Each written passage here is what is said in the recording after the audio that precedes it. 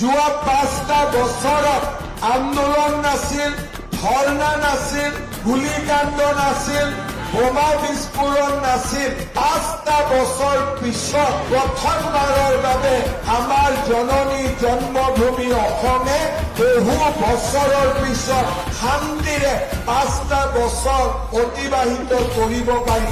এতিয়া অসমত তেজৰ ফাকুৱা নহয়, এতিয়া অসমত হোলীৰ ৰঙে আমাৰ অসমখনক নৱজাগ্ৰত কৰি তুলিছে। মানুহৰ মাজত আনন্দ, বিশ্বাস, সম্প্ৰীতি, জনজাতীয় অজনজাতীয়ৰ মাজত সংঘাত নাই। এখন শান্তিৰ অসম, প্ৰগতিৰ অসম, এখন নতুন অসমৰ বুনিয়াদ আমি ৰচনা কৰিম।